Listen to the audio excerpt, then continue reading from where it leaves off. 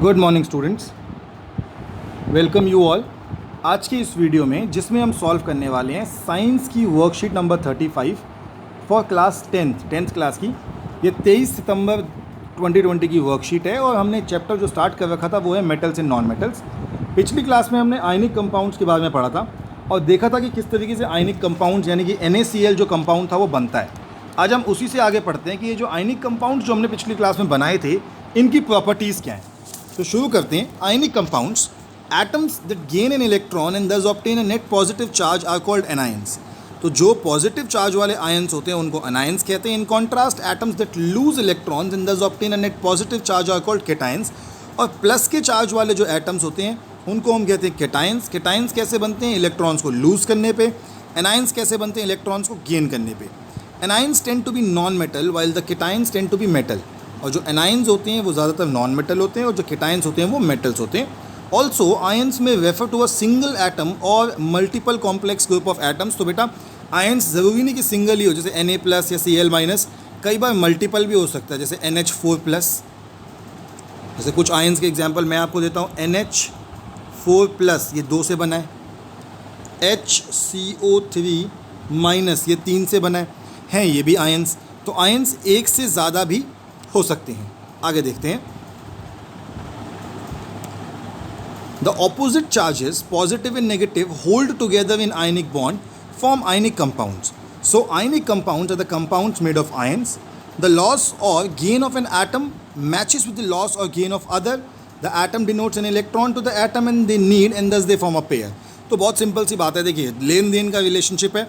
जिसको चाहिए उसने उससे ले लिया जिसको नहीं चाहिए था। अब Na सोडियम था तो सोडियम ने इलेक्ट्रॉन छोड़ दिया क्योंकि सोडियम को नहीं चाहिए था, लेकिन Cl को चाहिए था तो Cl ने उसको गेन कर लिया। तो इन दोनों के लॉस और गेन से बना ionic compound. Physical properties of ionic compounds की बात करते हैं तो पहली प्रॉपर्टी है ionic compounds are solids and are somewhat hard because of strong force of attraction between the positive and negative ions. These compounds are generally brittle and break into pieces when pressure is applied। यानी ionic compounds जो होते हैं वो usually बहुत hard होते हैं लेकिन brittle होते हैं, यानी कि शीशे की तरह, कांच की तरह होते हैं कि नीचे गिरेंगे या प्रेशर लगाओ तो वो चटक जाते हैं, लेकिन चटकने पे बिल्कुल क्लीन नहीं टूटते। जैसे आप मक्खन काटेंगे तो मक्खन एकदम स्मूथ कटता है, ऐसे स्मूथ नहीं कटते, ऊबड़ खाबड़ कांच की तरह कटता है। फिर बात करते हैं बॉइलिंग एंड मेल्टिंग पॉइंट। तो ionic compounds have high melting and boiling points. This is because a considerable amount of energy is required to break the strong inter ionic attraction. अब बेटा आयनिक कंपाउंड्स, किसी भी ionic compound की बात करूँ तो ionic compound 2 ion से बने होते हैं, एक प्लस का एक माइनस का। तो ये जो ऑपोजिट वाले आयन्स होते हैं वो एक दूसरे को अच्छे से पकड़ के रखते हैं। क्योंकि इन दोनों ने एक दूसरे को अच्छे से पकड़ रखा है इसीलिए इनको गर्म करके इनको भाप बनाना इतना आसान नहीं होता, बहुत एनर्जी लगती है, इसीलिए इनका बॉइलिंग पॉइंट, मेल्टिंग पॉइंट बहुत ज़्यादा हाई होता है। फिर बात करते हैं सॉल्युबिलिटी। तो ionic compounds are generally soluble in water and insoluble in solvents like kerosene and petrol.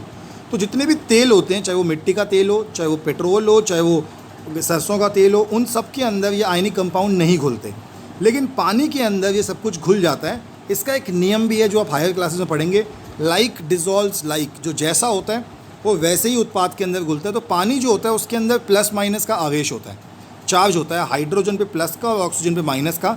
इसीलिए जितनी भी चीज़ हो जिन पे प्लस माइनस का चार्ज होता है वो पानी में घुल जाती है। और आखिरी पॉइंट है conduction of electricity.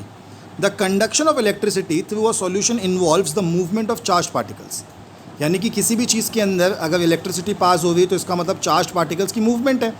The solution of ionic compound in water contain ions which move to the opposite electrodes when electricity is passed through the solution.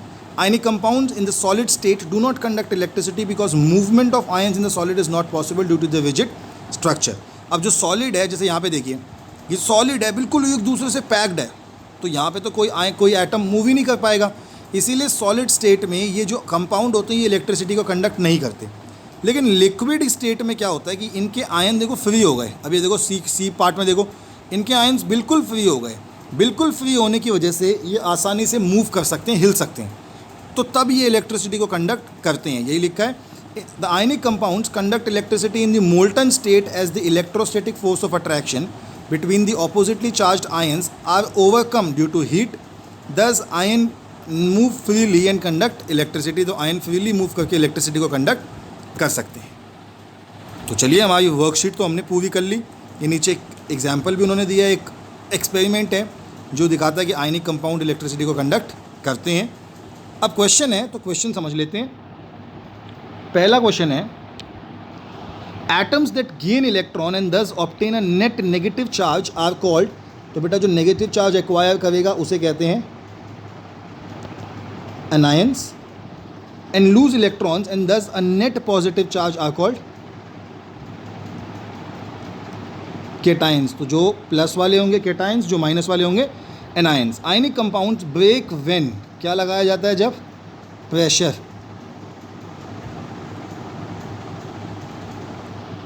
लगाने पे ये टूट जाते हैं। अगला क्वेश्चन है, why do ionic compounds have high boiling and melting point.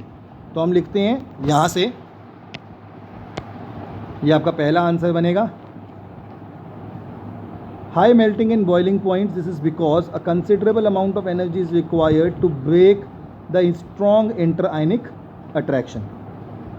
तो ये हो गया आपका थर्ड आंसर, पहला नहीं थर्ड, हम पहला दूसरा तो कर चुके हैं, थर्ड आंसर। चौथा है, why ionic compounds in the solid state do not conduct electricity but are able to do so in molten state।